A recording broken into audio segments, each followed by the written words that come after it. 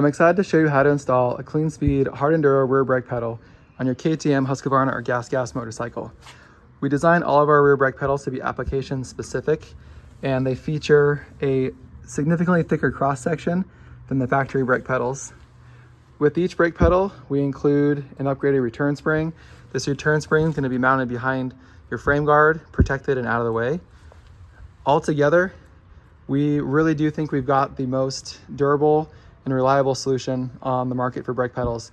I'm excited to get this installed with you guys so you can never worry about brake pedals again. The first thing we'll do is remove the brake pedal return spring. To do this, just grab some needle nose pliers and unhook your return spring. There's going to be one tab in the frame for this hoop and one tab on the brake pedal for this hoop. Just disconnect the spring and set it aside. The next thing I like to do is loosen up the lock nuts on, we're going to loosen up all basically the hardware on the brake pedal. I just think this is easier while it's being held or while it's installed on the bike versus on the bench top or workbench when you got to kind of hold it or put it in a vise. So let's go ahead and grab two 10mm wrenches and loosen the lock nut that's on your brake master right here. This is the adjustment plunger for the free travel. So loosen up your lock nut. Let's go ahead and remove this with an 8mm socket. This is your heim joint. It's got one screw. It's going through the center. Remove your screw like this. And again, at this point, without any spring tension on the brake lever, it's just kind of free to rotate. So with the master heim joint released here, just pull straight down out of the master cylinder boot. And when you remove the heim joint, notice you've got your adjustment plunger up here and your lock nut here. We're gonna set this component aside. Eventually, before we're done here, we're gonna reinstall our return spring, but set these components aside for now. We'll come back to them after we get the new brake pedal installed. Grab your 10mm wrench again and loosen up the lock nut on the back side of your brake pedal stop here. So with the stop loose and the brake pedal free to rotate, we can go ahead and work on this pivot bolt right here. This is gonna be a 13mm wrench or socket. Some models are not gonna have this oblong bolt in the frame. Sometimes you'll have either a 13mm hex on this side or possibly a T45 Torx. So depending on your application, you may need two tools here. This particular bike, again, is using an oblong stud or bolt to kind of retain itself in the frame. On the back side, I'm gonna go ahead and remove that 13mm nut here. And that's gonna free up our stud or our cross bolt or pivot bolt to come out. So pull the bolt out of the rear brake pedal. And at this point, the rear brake pedal is gonna be free to kind of be removed. I'm gonna retain these two. I kind of like to stick them together just so I don't lose them. And to remove the brake pedal from the frame on this model, we're just gonna kind of thread it down, back and out between the case and the frame underneath the swing arm. We don't have to remove the brake pedal tip here. Again, on this particular model, there's tons of clearance and it just kind of drops out behind the case. There's gonna be different variations of this depending on your suspension linkage or maybe your 2-stroke versus 4-stroke. There's like sometimes there's carb lines you have to move or vent lines, but in any case, if you're trying to remove a clutch cover or a rear swing arm or suspension linkage, you're doing too much. You might have to remove the brake pedal tip off of your pedal to be able to thread it down and out between the frame and the case. But in any situation, you're going to be able to remove and install the new brake lever without having to mess with suspension, swing arm, plastics, case covers. It's pretty straightforward. So now that we've got the brake pedal out, I'm gonna go ahead and remove the stop nut off of the factory brake pedal as well as the stop bolt. We're doing this because we're gonna reuse these in the Clean Speed rear brake pedal. So with the stop bolt and nut removed, go ahead and set the factory brake pedal aside. we're gonna, at this point, grab our Clean Speed rear brake pedal. This might be a good opportunity to compare the two. Again, the cross section, you can see the Clean Speed pedal is significantly thicker. It's gonna be more durable in every aspect. We've also used steel helicoil inserts here at the threaded connection for the brake pedal. These are significantly stronger than the factory connection method. So with the Clean Speed rear brake pedal, go ahead and insert the stop bolts that you removed, or stop screw that you removed from the factory pedal. And with the stop screw installed, you can start the nut on it.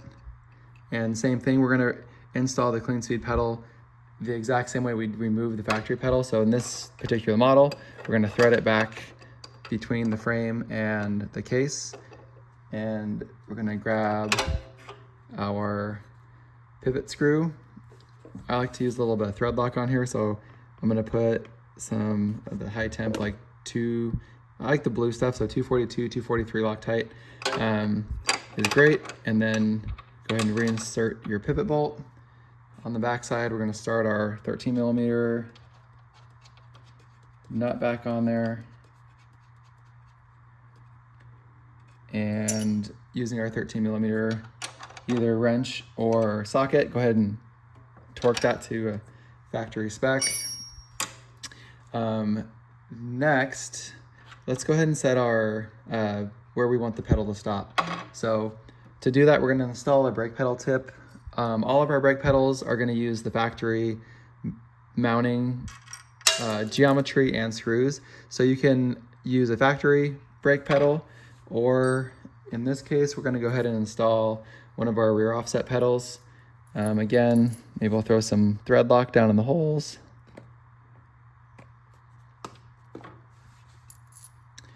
And we're going to install our brake pedal tip on here. It is possible to install the brake pedal tip before installing the pedal into the bike, but again, I just find it easier to get the pedal installed without the tip on it. So let's go ahead and throw the tip on here. And we're going to use, go ahead and torque the screws. And we're going to use this tip now to set our pedal height using our stop down here. So on this bike, I'm going to go ahead and set him level.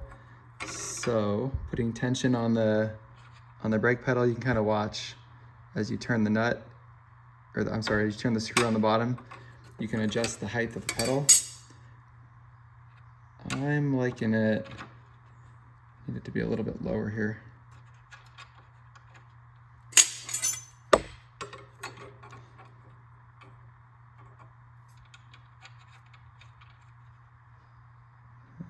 I like it right about there.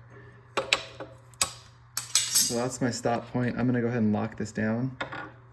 So using two 10mm, put one 10mm on the head of your screw and one on the stop nut, and lock that down.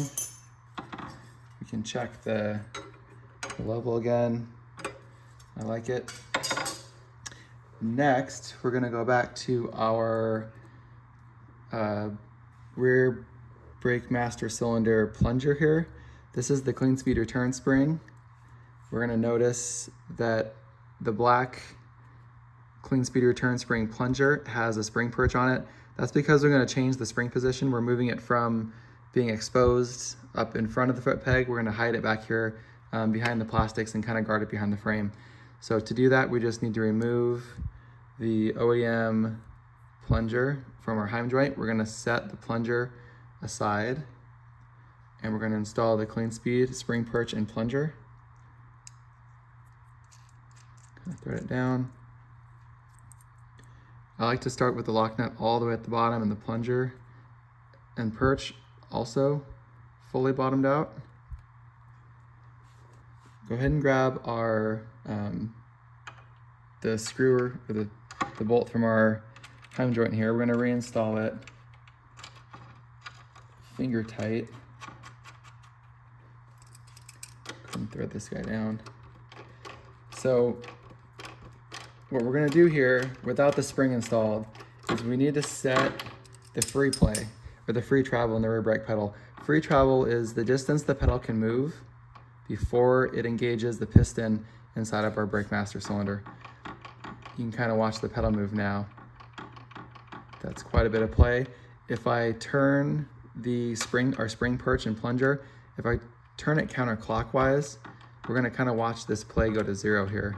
Because what we're doing is we're raising the position of the plunger on our heim joint, and it's reducing the travel that the plunger makes before it contacts our piston. You can kind of see it has gone to 0 now. So there's, visually you can see zero free play or 0 free travel in our brake pedal. So what we're gonna want to do is get 3 to 5 millimeters of free travel. That's the distance that the top of our brake pedal can move before the plunger contacts our piston face on the rear master cylinder. So to do that, I'm gonna back our spring perch off. We're gonna go, again, now we're gonna turn it clockwise here. And you can kind of see as I'm moving the pedal, we're getting play back in our pedal. The easiest way that I found to measure 3 to 5 millimeters is just to grab an Allen or a hex key. This is a 5 millimeter hex key. You could use a 3 or a 4, obviously. And we're gonna use it as like a feeler gauge, basically, between a straight edge and our pedal here. So I'm gonna hold those guys on there. So I can feel my 5 millimeter Allen keys passing freely in there. So I'm gonna reduce that travel by turning the spring perch counterclockwise. Try to check it again here. Actually, that's actually perfect. So here we've got this is just under 5 millimeters of free play, and that's what we want. So as the brake rotor heats up, as the pads heat up, as the fluid becomes hot and expands, we don't want the rear brakes to drag. So we need, again, 3 to 5 millimeters of free play here between the pedal stop, when the pedal is in its upmost position, and when the pedal comes down and starts to contact our brake master cylinder piston here. So once you have the correct free play, go ahead and grab your 13 millimeter wrench and your 10 millimeter wrench. 13 is going to be used on the Clean Speed rear rear spring perch here, and the 10 millimeter is going to be used on the lock nut. And we're going to go ahead and lock the spring perch in place. And one more time, I'm going to come back and check that I have still, yes, there's 3 to 5 millimeters of free play or free travel. At this point, go ahead and remove your heim joint again.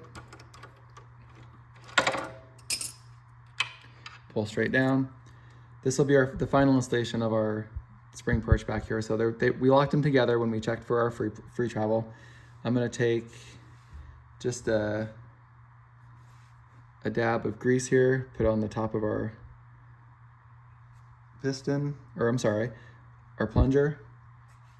And we're gonna slide our spring over that. And then let's put a drop of thread lock in the mating hole for our screw. And we're gonna push the spring and the plunger and the perch straight up into the brake master. And then we're gonna take our screw and thread it through the heim joint and into our brake pedal. Grab our 8 millimeter and we're gonna tighten it down and torque it to factory spec. And at this point, still have about 3 to 5 millimeters of free travel there and great action out of our brake pedal. And with that, installation is complete. Thanks for watching.